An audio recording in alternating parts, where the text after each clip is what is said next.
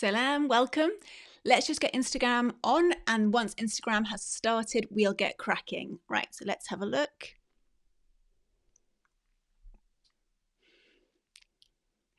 Seriously, what does an English Christian woman called Charlotte from Victorian England have to do with you, with me, and the way that we raise our children? Salam, welcome. Today I'm going to be talking about Charlotte Mason Homeschooling, and the Muslim homeschooler. Is Charlotte Mason Homeschooling suitable for the Muslims? Why is it that I have chosen this way of homeschooling for my family? What are the benefits of it? Is it suitable? If it's not suitable for Muslims, how do we change things? So that is what we're going to be talking about today. And I know you guys so well now that at the end, I'm going to make sure that I add in some resources for you, because I know I'm going to get that question. If we want to know more about the Charlotte Mason way of homeschooling, where can we go? What books should we read? What podcasts should we listen to? All of that. So at the end of today's episode, I'm going to help you with that. I'm going to share my favorite resources for those of you who are beginning your journey with Charlotte Mason. For those of you who don't know me, my name is Dr. Gemma Elizabeth. I am a mum of 4. I homeschool my eldest 3 and my youngest is just a baby. We live in the UK, and this is a weekly broadcast that I do on a Sunday at 9 p.m. live on Facebook and here on Instagram. And we talk about all things motherhood and homeschooling. When we're finished here, this will be saved. It'll be saved onto the Facebook page. It will be saved onto IGTV. It'll be on my YouTube channel. And for those of you who like to listen on the go, and maybe while you're doing the dishes or you're in the car, you like to listen to a podcast, this is uploaded as a podcast. It's called Raising Mums. So if you do listen to podcasts, make sure you check that out and subscribe over there. So if you've got anybody right now, while people are joining us, if there's anybody you know who might be interested in hearing what we have to say today about homeschooling, about the Charlotte Mason philosophy of education, make sure you tag them now in the comments. Let them know that we're live and they can join in live with us. And at the end, if you think that they could benefit from what we've discussed today, make sure you share this with them, send them the link so that they can watch this too. And like I said, these lives are going to be every Sunday now for the next couple of months at 9 p.m. inshallah, where we'll be talking about all things homeschooling and answering a lot of questions, common questions that I get. And this is one of them about Charlotte Mason. How do we adapt this? Do we need to adapt this for Muslims and for the Muslim family? So I can see a lot of you are already popping on. Assalamu alaikum, Nadia. Assalamu alaikum, Saliha. Adiba. Assalamu alaikum. From Michigan. Mashallah. Awesome. Okay. So while you're all popping on, I would like to ask you a question, because I want to really gauge where you are as an audience, where you are in your journey with the Charlotte Mason philosophy, so I know what it is I'm going to talk about today. So I know what level I'm going in at. So I've got a very simple question for you, and I'd really like for you to answer me in the comments. Have you heard of Charlotte Mason? Simple question, okay? Tell me if you've heard of Charlotte Mason and you feel pretty confident in what it's all about. Type in yes. Just type in yes in the comments right now so I can see how many of you feel like you know quite a lot about Charlotte Mason. And so I know where I'm going to pitch this session at today. However, if you've never heard of Charlotte Mason, or you're really not that familiar, you're not that comfortable with what it's all about, write no. I want you to write no in the comments below so I know exactly, where we all are and where we're all at. While you're doing that, I can see you've already started, mashallah. While you're all typing in the comments, there's a couple of things I want to remind you about. First of all, I'm sure you already know, but first of all, I have a free ebook that is available now for anybody who would like it. It's called Home Education, What You Need to Know to Get Started. That's a free download that I offer. It's at ourmuslimhomeschool.com/ebook. And that really goes through the very simple foundations of what you need to know to get started. things like the legal requirements, things like, can I homeschool if I've got an only child? What about if I've got lots of children?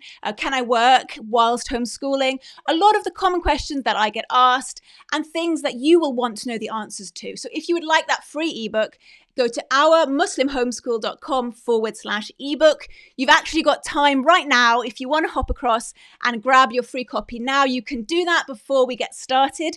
But make sure that you come back after you've got your ebook, and so that you can join in the rest of this conversation.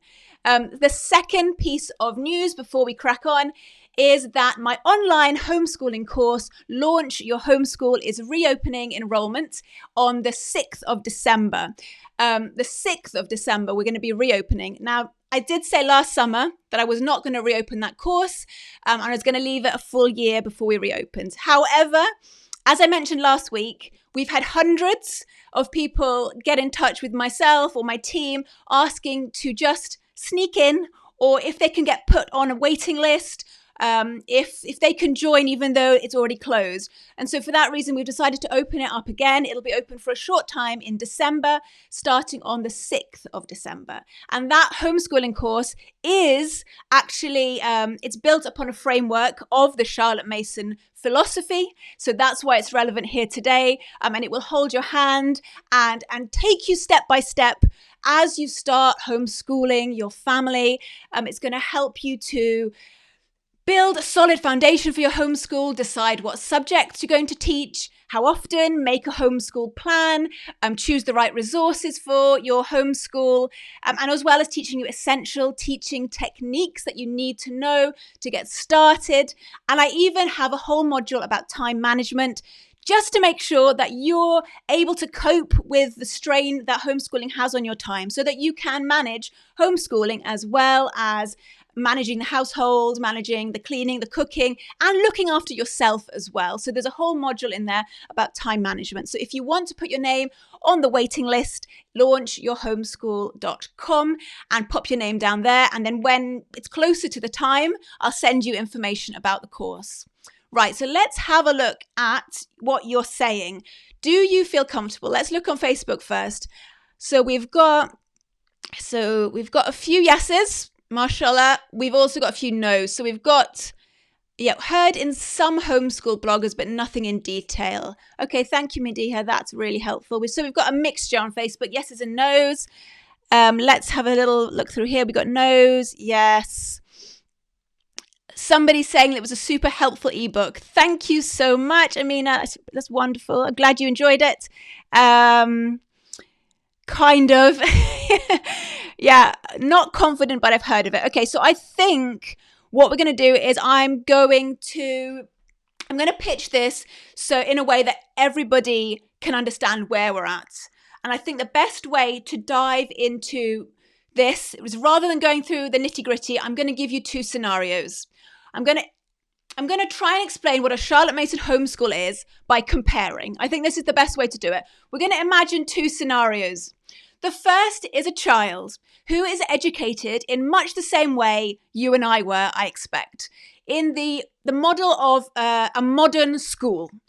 And in the second child, we're going to compare with a Charlotte Mason educated child. So we've got the modern school child, and we're going to compare that education to a Charlotte Mason education. And I hope that by this comparison, it will help to give you a flavour, an understanding of what makes a Charlotte Mason education so special and so relevant to Muslims. So first child, let's imagine that we are teaching this child is getting taught about ancient Egypt, one of my favorite topics. Let's imagine this first child is in a history lesson learning about Tutankhamun, right? Most of you, I hope, will have heard about the pharaoh Tutankhamun, right? So child one who's in a modern day school, or perhaps it's a homeschool that's using that technique of teaching, they get a history textbook and they open that up to the next page, and they've got maybe 2 pages about Tutankhamun. And they read through that themselves, or maybe the teacher reads aloud to them from this textbook. There might be a little fact box in the bottom with some key dates. And then on the bottom of the second page, there will be some comprehension questions. This might be, name the archaeologist that discovered Tutankhamun's tomb. Name the what age did Tutankhamun become pharaoh? When did he die? And what artifacts were found in his tomb? Right, something like that. There'll be some comprehension questions at the bottom. Does that sound familiar? Then let's compare that to a Charlotte Mason homeschool. When you're teaching this child about Tutankhamun as a Charlotte Mason homeschooler, you give that child a biography, a living book about the man who discovered the tomb of Tutankhamun, whose name happens to be Howard Carter. So you give this child a book, which is a biography of Howard Carter. This book that you've given to the child is written by someone who is an expert in either Egyptology, archaeology, or is very passionate about the life of Howard Carter. So as that child reads the biography, he hears about the childhood of Howard Carter, about the things that led him to become an archaeologist, about the struggles that he faced going out to Egypt, about the monies issued, maybe the people who were against it. You hear about his emotions when he spent years and years hunting for this tomb and never finding it. And then you follow him in this journey and you feel the suspense as he finally finds something. And he finally discovers something is there, but he doesn't know what it is. And you follow him in this story, in this biography, and they make a little hole in the door, a small, small hole. And you read, and as your child reads the story, you hear about how they lift the candle up to that hole and they peer by candlelight through the darkness, and they see in the back of the tomb the gold glistening in the background. And your child feels that emotion and gets excited and has come to know Howard Carter and his journey, has come to know ancient Egypt through that biography, has come to know more about archaeology through that biography. I want to ask you now, comparing those two scenarios, we've got the child who's in school, who's read a history, 2 pages from a history textbook and answered a few comprehension questions, compared to the child who's read a biography. Now, that might be a short biography. It might take a couple of days. It might be something that they spread out over a few weeks. But I want you to compare those two. Which child would recall more? Which child learnt more about ancient Egypt, about Tutankhamun? Which child is going to retain that information longer? Which one, which is, I think, more important out of all of that, which child is going to be more enthusiastic about history, about ancient Egypt, about archaeology? Which child is going to be inspired? The child who read from the textbook and answered comprehension questions, or the child who was in the Charlotte Mason Homeschool and learned about the life of Howard Carter through a living book? Who is inspired to learn more? And which of those children will be inspired to become more themselves? I'm not bashing people who use textbooks and who use comprehension questions. I think that it is still an education. And, for some people, that is the way they want to go. But I want to suggest to you that maybe that there is a better way. Now, there's another example, and this is a lot shorter. Let's compare 2 children who are doing science now. So we've got history. What about science? Child 1 is in a biology lesson in a in a modern day school, okay, or in a homeschool that uses those techniques. So they're teaching about pollination. So the teacher, bless her heart, is trying to explain pollination on the board. So she explains it, she writes out some terminology, she draws a diagram and tries to explain what pollination is all about. And then afterwards, she will hand out some diagrams to the children and they have to label the parts of the flower. How many of you can remember doing that? Oh my goodness. So we had to do that. Or maybe it's not even labeling. Maybe we're just cutting and pasting. So you cut and you paste and you stick that around the flower. And then there's a few minutes left at the end of the class. So she says, just colour in your flower. Everyone colour in your flower. And so she gets 5 minutes of peace at the end of the class. Compare that to a Charlotte Mason homeschool, where the mum says, today we're going to learn about something really special.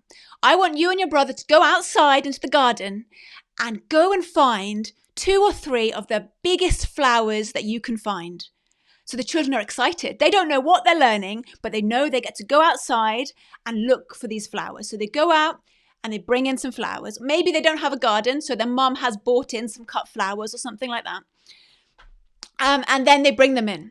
They put them on the kitchen table, and then everyone gathers around and dissects the flower. They look at the flower and they talk about what they can observe, what they can see. They explore their senses. They're keenly noticing what that flower looks like. And they discuss what these parts could be.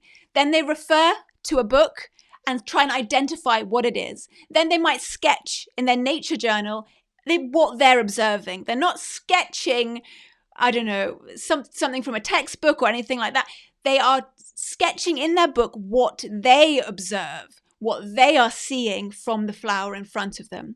Then later on in the afternoon, to continue that lesson, their mum takes them out to the local park and they watch as the bees go from flower to flower. They watch as the bees bumble around in the apple blossom. And they notice and they talk about what they observe and they tell their mum. Maybe they write it down in their nature journal. Then, if their mum's really on the ball, then every week their mum takes them back to those same apple trees and they make a note and they notice how the flower has changed every week, how slowly it's changing into a fruit and developing. And maybe they draw it, maybe they write it down, or maybe they just talk about it and they notice it. They are slowly observing and noticing. Which one of those experiences is more memorable to the child? Which one teaches the child more? Which one is allowing the child to form deeper connections with the knowledge? Which one actually means something to the child and is not just busy work that needs to get done so that they can go out and play later? Which one, and this is key, which one of those scenarios, the worksheet and the cut and paste exercise or the Charlotte Mason Homeschool, which one of those allows your children to remember Allah? Which one makes it easy to bring God into the discussion? In my opinion, anything that has wonder and awe, anything that is inspiring is easy to bring God into it. It's easy to infuse with a deeper meaning. And that's something that we all want for our children. That's part of the reason that so many of us do not send our kids to mainstream education. We choose to bring them home. It's because we want God, we want their faith to be a part of their life and a part of their education. But I'm going to get into that a little bit more later on. Now, that's just a couple of examples. And I could go into it a lot more and give you more examples. But what Charlotte Mason Education does is it exposes your children to a higher level of thinking, to great thinkers, to great ideas. It trains children to think for themselves rather than being spoon-fed. It encourages them to observe and to take notice and to find to be interested in the world and to think more deeply. It also, through narration, which I haven't talked about, which is a whole nother topic, but it teaches children to be able to articulate themselves. It means that children are well read. These are the things that I believe mainstream education is lacking. So if you think about your education, or perhaps the education of your children right now, I don't know if they're in school right now, but I want you to ask yourself, is mainstream education giving your children exposure to the great thinkers of history, to great ideas?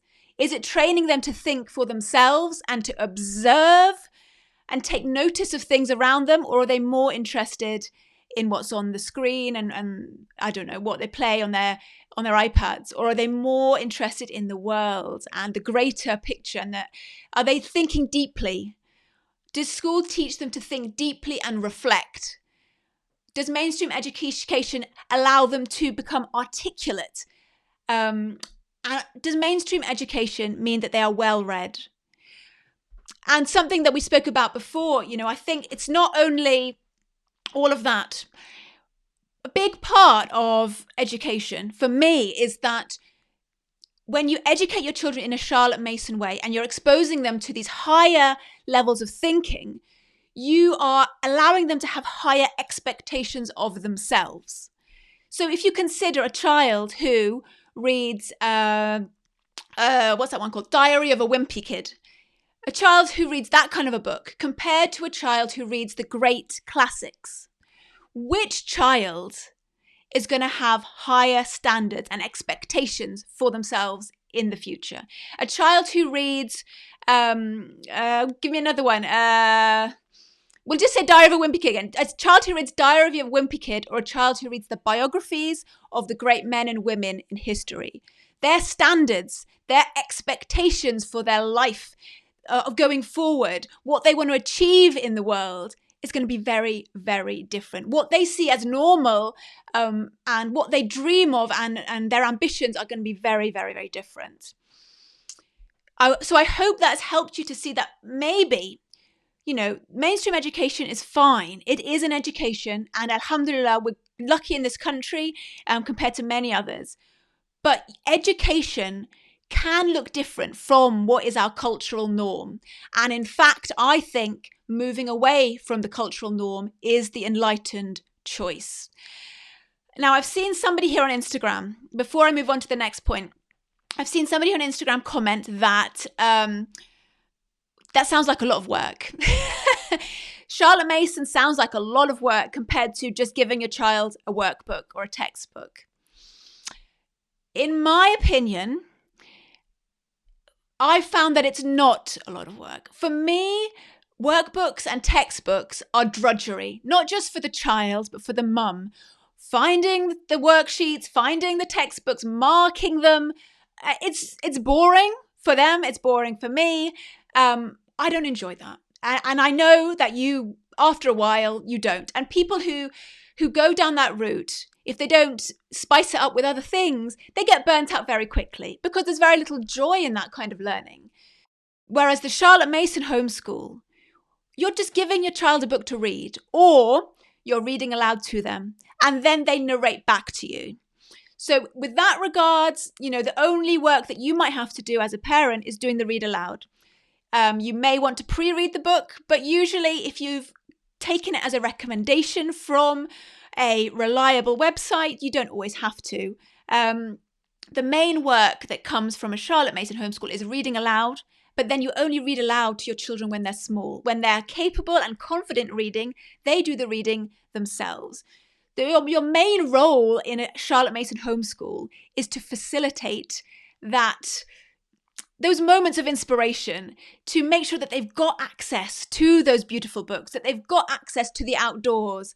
For me, personally, it's a lot less work and a lot more enjoyable, and it's a lot more joyful generally.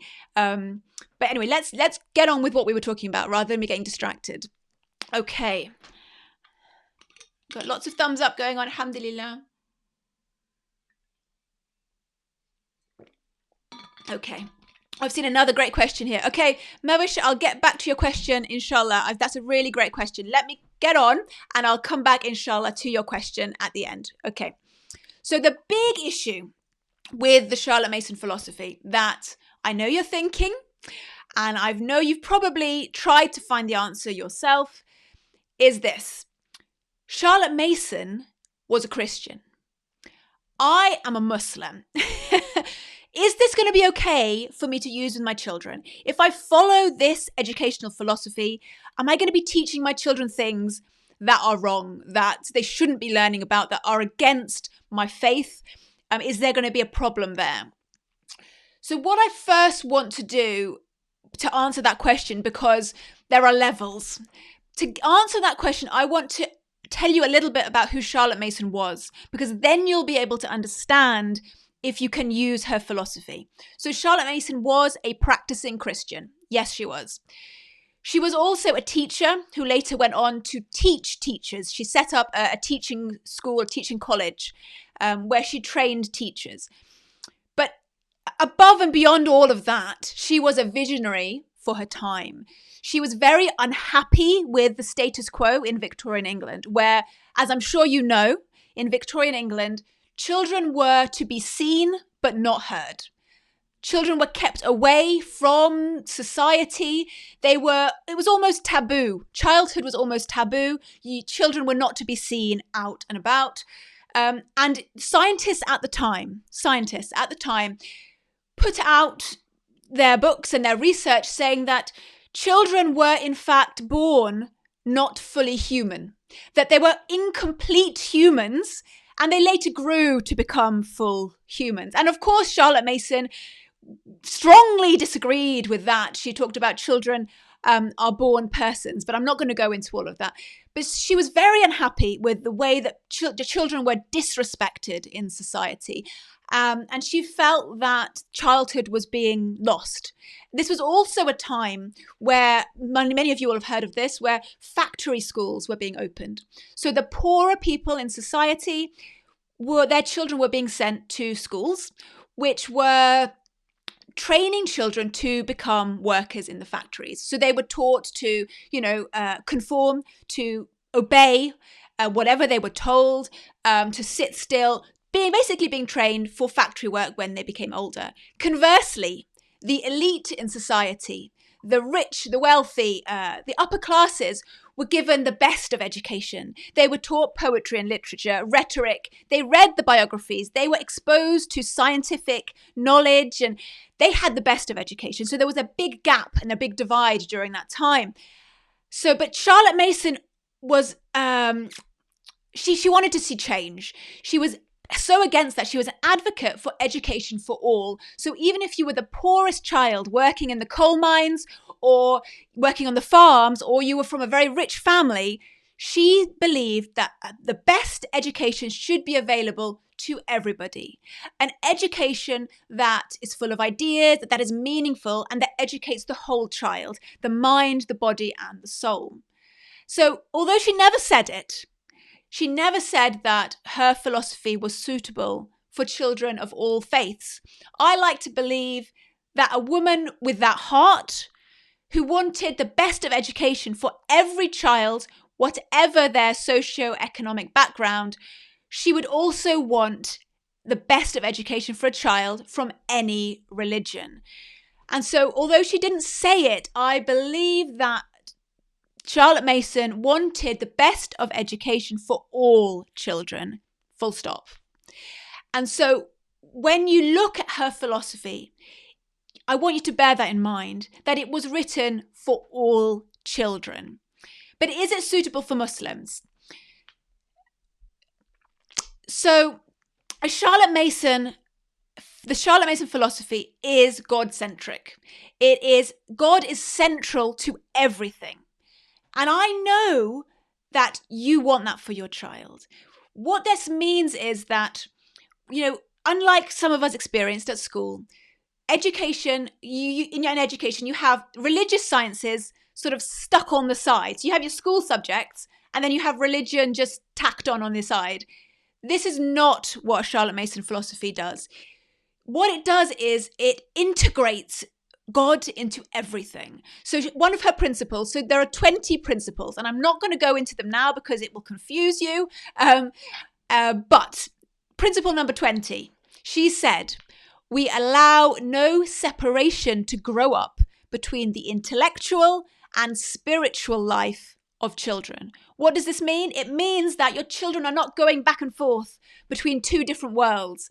There is not the school subjects and the religious subjects. No, there is a unity between them both. That is what so many of us are looking for in the education of our children, that we have God imbued in everything. God is in whatever they are studying, and that God is always with them. It is in their education. It is in their school days. It is in their life constantly. Now, what will confuse many people when they start researching Charlotte Mason online is that everything you look up, I'm sure many of you have done this already, you start looking up Charlotte Mason on Google and you will come up with a wealth of resources, but they are all for the Christian homeschooler. And usually, in fact, I think always, for the American Christian homeschooler. Does this mean that Charlotte Mason is only suitable for American Christians? No, of course not.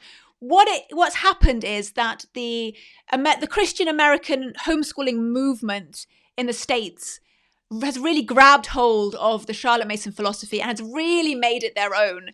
They've put out so much curriculum, podcasts, books.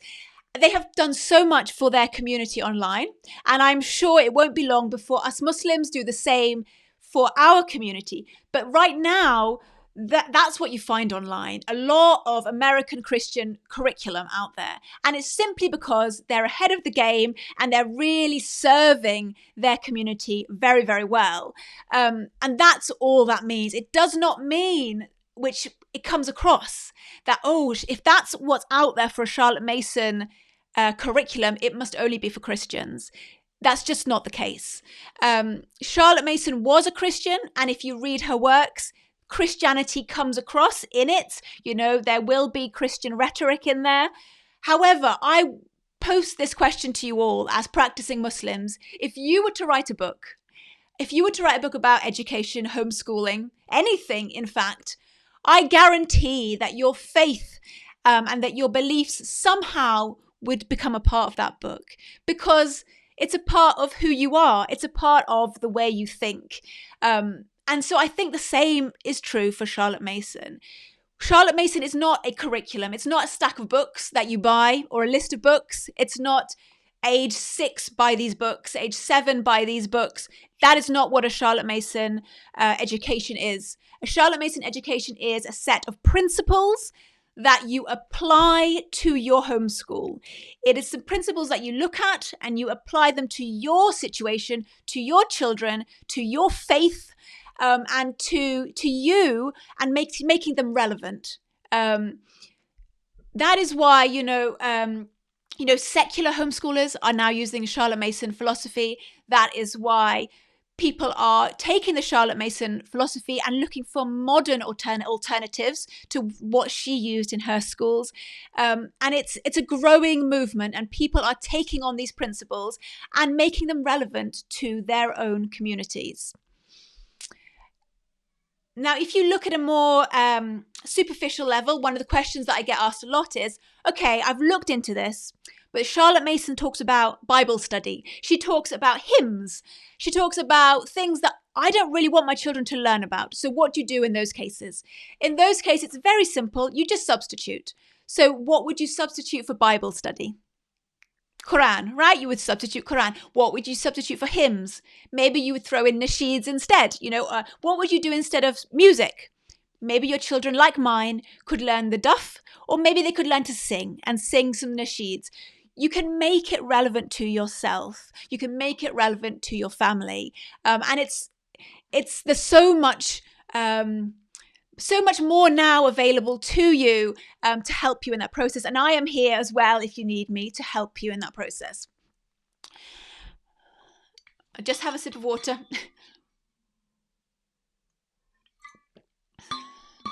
Right. So if you want to give your children a meaningful education, an education where Allah is infused into what they're doing every day, an education that encourages them to become more than what they see around them, and an education that inspires their hearts, that respects their intelligence, that respects the sanctity of their childhood, and that prepares them for further study, for higher education. I really encourage you to look into the Charlotte Mason philosophy. It has changed my children's upbringing, changed their education, changed their life for the better, changed my own for the better. And I strongly encourage you to look into it. Now, so what I'm going to do, I will recommend some books for you now, some podcasts, some places to go if you're new to the Charlotte Mason philosophy. And then what I'll do is I will answer your questions, inshallah.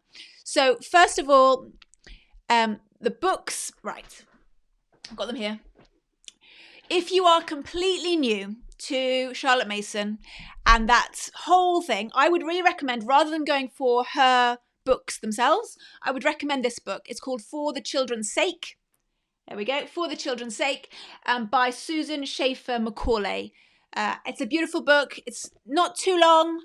Again, it's written from a Christian perspective, but I don't think that's an issue. I think that it's a beautiful book that will be beneficial to everybody who wants to know more about the Charlotte Mason philosophy. If you've already read this book, which many of you I know have, then I think you should go into this book. This is called When Children Love to Learn by Elaine Cooper. Now, this is a collection of essays from various people about how to practically apply the Charlotte Mason philosophy in your home. So I'd really recommend that one. That's a great book. In terms of podcasts, I would recommend A Delectable Education. Particularly their immersion lessons, which walk you through how to do a lesson, they're very, very useful. Now, they really stick to the Charlotte Mason, letter of the law. They don't deviate at all. They don't interpret. But that being said, I think that it's very useful to sort of something to aspire to. When you listen to that, bear that in mind. You don't have to do everything they say exactly how they say it, but rather it's something to aspire to. And I do enjoy listening to their podcasts. They're very knowledgeable. The second one, which is a bit more kind in the sense that it understands the difficulties that some of us mothers face when approaching Charlotte Mason, and that is Thinking Love. That is a lovely podcast, and I recommend that. Instagram accounts, there's two that I think that you should follow. There's Modern Miss Mason, which is by Leah Bowden. She's here in the UK, an experienced Charlotte Mason homeschooler, and Charlotte Mason IRL, in real life, that stands for. So Charlotte Mason IRL is a fantastic way, a fantastic account. It teaches you how to apply the Charlotte Mason principles in real life. So those are the two Instagram accounts, Modern Miss Mason and Charlotte Mason IRL. They might actually be available on Facebook as well. It's worth looking into. I was trying to think of a blog that I could recommend, or a Muslim homeschooler who also follows the Charlotte Mason method, who shares a lot about that. And honestly, there aren't that many. But I would recommend my friend Shannon from Middle Way Mum. Middle Way Mum, spelled MOM, because she's in the States, middlewaymum.com. She blogs about Charlotte Mason from the perspective of being a Muslim homeschooler. She's got quite a lot of resources on there. I've written a couple of blog posts for her in the past, so definitely check out her blog as well. Also, of course, there's my blog, Our Muslim Homeschool, and particularly my YouTube channel. You'll find a lot of great stuff on there about actually applying Charlotte Mason philosophy in your home. I've got day in the life videos, book choices, curriculum choices, videos where I compare different living books, a lot of great stuff. So if you haven't already watched any of the videos on my YouTube channel, look that up, Our Muslim Homeschool. Right, so what I want to say is that if you'd like now to ask any questions, go for it. Pop them in the comments now. If you're on Instagram, could you put them in the question tab at the bottom rather than putting them in the chat here? If you could put it in the questions at the bottom where there's a little question mark, it's a lot easier for me to find if that's possible. Otherwise, I will scroll my way through. Thank you, Seda, for writing that out. Middle Way Mum, that's right. And also on Facebook, any questions, just pop them in the chat and I will do my best to answer as many as I can, inshallah. Okay, so we've been going for 38 minutes. Okay, inshallah, we'll go for another 10 minutes or so, and then I'll have to call it a day. My throat is going. So let's have a look. Shall we start on Facebook first? Right, let's bring up the comments. Oh, wow, there's a lot. Okay. Bismillah. Let's just scroll through. Somebody's suggesting David. You say David or David Williams? Yeah, that's one of those toddly books. Yes.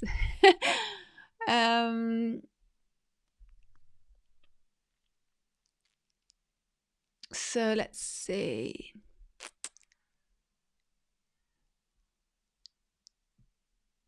So Tahra has asked, how about if your children are not interested at all in learning or sitting still and listening? Okay, so first of all, I think that you need to... First of all, I would suggest, Tahra, that your children do not need to learn, do not need to sit still to be listening. Quite often children listen best if they're allowed to move. It might not look like they're listening, but children need sometimes to move, especially if they're young. I don't know how old your children are, but if they're 6 or under, don't worry if they're always fidgeting. In fact, allow them to fidget, because research shows that actually helps them to concentrate more. If you give them something to play with in their hands, or some Legos to fiddle around with, or colouring or something, it actually allows their mind to engage in what you're trying to teach or what you're reading aloud to them. If your children are not interested at all in what you're trying to teach them, then you need to question, why is that? Is the material too hard? Is it too easy? Is it the way that it's being presented? Are the lessons too long? Are they too tired? Are they hungry? There's so many things. Are you expecting too much from them? You have to dig deep and really reflect on what you think might be going on with them. And then you'll be able to address, when you know why, then you'll be able to address what it is that's going wrong and how you can move forward.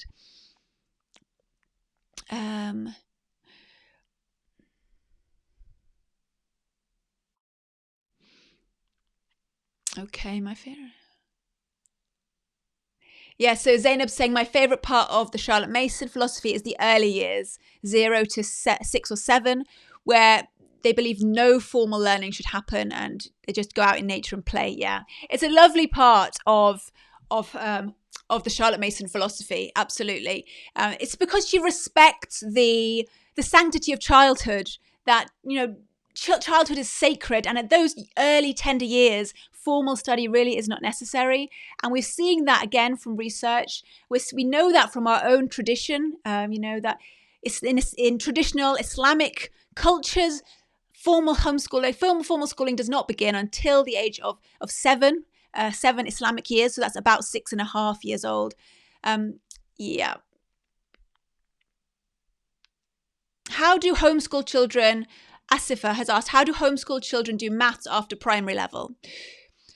Well, Asifa, if you're not comfortable teaching them, I'm assuming that at primary level you're comfortable teaching them, but at secondary you're worried that you might not be comfortable. So you have a lot of options. You can, of course, get outside help. You can get a friend to help. Perhaps the father could help. Perhaps you get a tutor. It's sometimes cheaper to do online classes, group classes. If you group up with a friend, a group of you in the community can get together and do it with a tutor online. That could often work out a lot cheaper.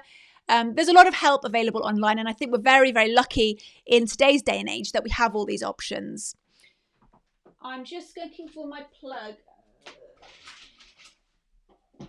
Okay, give me 1 second. My computer's about to die. Hold on. Should have plugged this in before we started.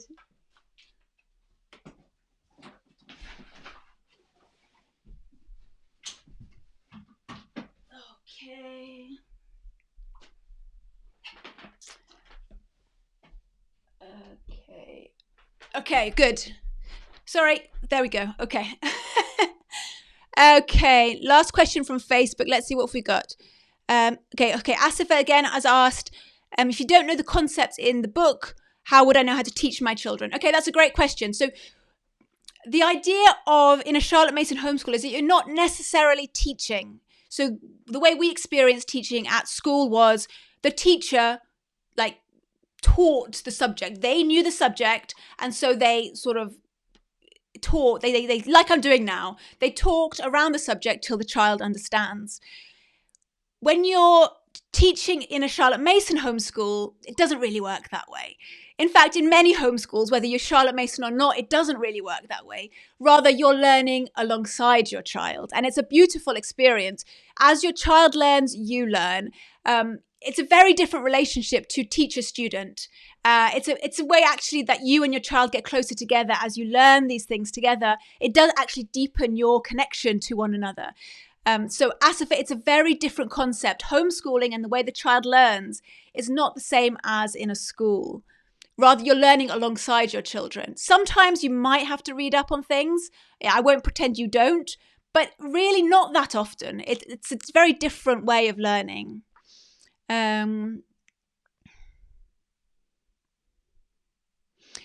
Memna has asked, do you have any Arabic living book recommendations? I'm afraid I don't know. I don't speak Arabic. I don't know. I wish I could help you. If anybody here in the chat right now has any recommendations, I know we have a lot of knowledgeable sisters on right now. If any of you have got any ideas for Sister Memna about Arabic living books, please pop that in the chat right now. Okay, so let's have it. Wow, we've got a lot of questions here on Instagram. Oh my goodness. Okay. Right, okay, let's start. Okay, Amina has asked, what are living books? Great question, very good question. So Charlotte Mason says that we should use living books with our children. Now, there are a lot of things that qualify a book to be a living book, but one example is a living book is written by one author who tends to be an expert in that field. So if you compare that to a textbook that is written by a whole committee of ghostwriters who are not particularly experts in what that book's been talked about. So a living book is written by one author who is passionate about that subject. It's written in very high quality language. There's no twaddle. It's not babyish. It's good quality language.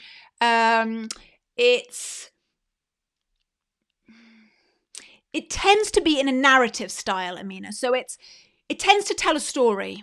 And the reason that a living book does that is because when you tell a story, it connects to the emotions of a child. So if you're just listing facts, you can imagine if you're reading something about ancient Egypt and it just lists the facts that happened, that doesn't really connect with you and it's not very memorable. Whereas a living book involves the characters that are in that story. You hear about their emotions, you feel what they feel as you follow them along. So a living book is a narrative. So it's written typically, but not always, but typically in a story form. I'm trying to think if there's anything else that can help you. If you want a good list of living books, I would recommend you go to amblesideonline.org and have a look there for a really comprehensive list of different living books. Also, Simply Charlotte Mason has a lot of great living book recommendations over there as well. I hope that's helped. Next one. Our Cozy Corner. I love that name. So how much detail do you go into about the Charlotte Mason philosophy within your course? We go into it, we just touch upon what you need to know. So the point of my course is a stepping stone. It's launching your homeschool. So I'm not giving you the encyclopedia of everything you'll ever need to know about homeschooling. That would be overwhelming. And I know that all of you are busy mums, busy parents. You don't have time for that. You just want to know what you need to know to start. So that's what's in my course, what you need to know to start your Charlotte Mason homeschool. There is one specific lesson about Charlotte Mason philosophy, and then the remainder of the course, it's sort of sprinkled in there to make sure that everything that you're doing and the way you set up your homeschool from the start aligns with the Charlotte Mason philosophy and also aligns with your own values and beliefs. Okay, let's have a look.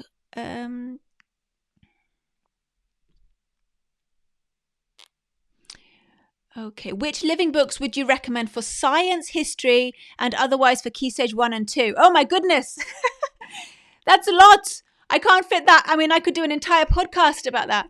Okay, so rather than me list off, I mean, like a living book for all of science and all of history and everything else for Key Stage 1 and 2, what the best thing that you can do, sister, is go to Ambleside Online, Simply Charlotte Mason, Read Aloud Revival. Not all of their books are living books, but they do have some great recommendations there. Go to any of the Charlotte Mason curriculum and look through the books that they use. If you have a specific topic that you're learning in science right now, or you're learning in history right now, by all means ask me that and I might be able to help. That might be the way to go. Spiritual Parenting has asked, what do you think of unschooling? I think that I have complete respect for parents who choose that route. However, it's not for me. It's not for my children. The Charlotte Mason philosophy is, I like to have more structure. I like to have a say as well in the direction that their education is going. So for me, unschooling is not something that sits well with me.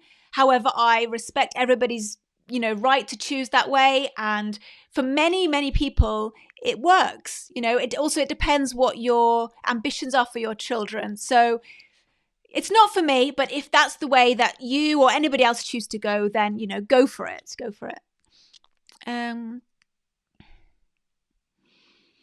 How long should we let them play iPad or watch TV?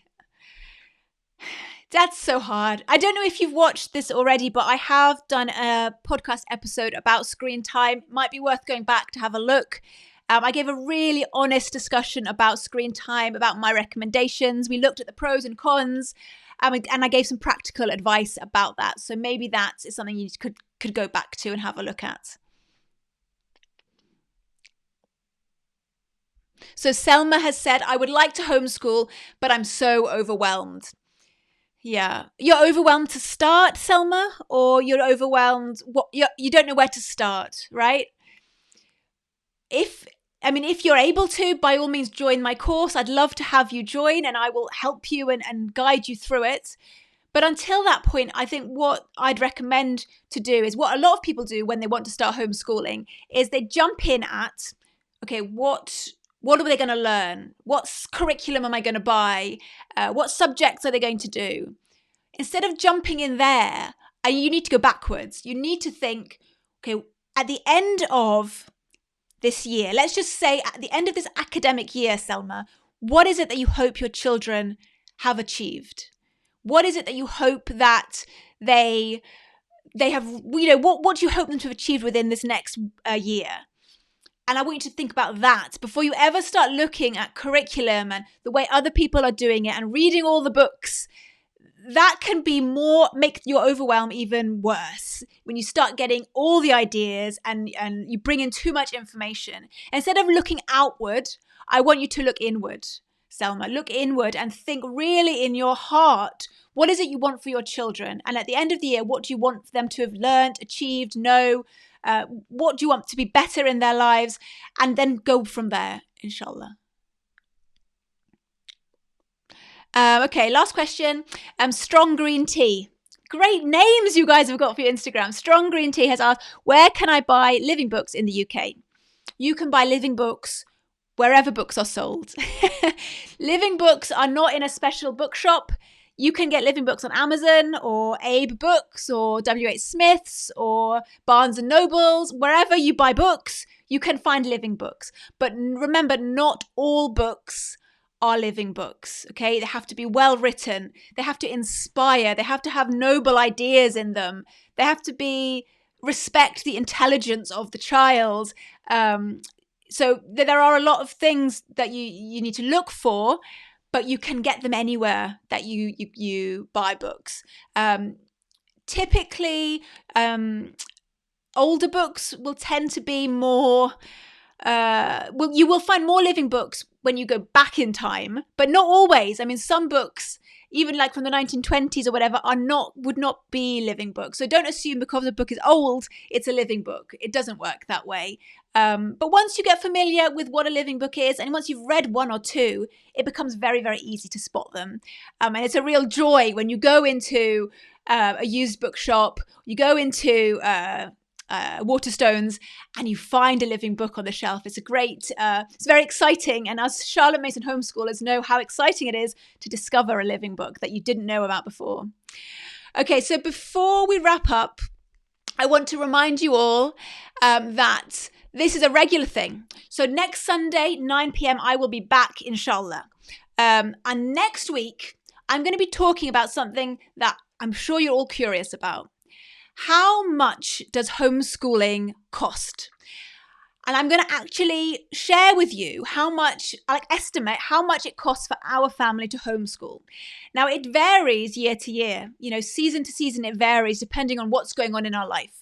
But I'm going to try and break it down for you and share with you the cost of homeschooling, because I know that's going to be very helpful to a lot of you. The second thing I want to remind you of, get your free ebook. ourmuslimhomeschool.com/ebook. Pick up your free copy of Home Education, What You Need to Know to Get Started. And you can download that for free. And then finally, my course, homeschool course, is called Launch Your Homeschool. That is reopening for enrollment on the 6th of December to new students. So if you want to pop your name on the waiting list, just head over to launchyourhomeschool.com, pop your name down there, tell your friends, if any of them are considering homeschooling, to put their name on the wait list so that they can get sent more information. So thank you guys for joining me here. If you think this is beneficial, if you think anyone that you know would benefit from hearing this, share it in your stories, tag them in the comments, share it in your WhatsApp groups, let people know about the Charlotte Mason philosophy. I think that more Muslim homeschools need to get on board with this, and there's a lot of misconceptions out there. So let's spread the message, inshallah. So I hope that I'll see you next week. So Sunday at 9 p.m, I'm going to be talking about how much homeschooling costs. Thank you guys for joining me here live. I appreciate you all. Jazakallah khair. Thank you so much for joining me live, and enjoy the rest of your evening, inshallah. Assalamu alaikum.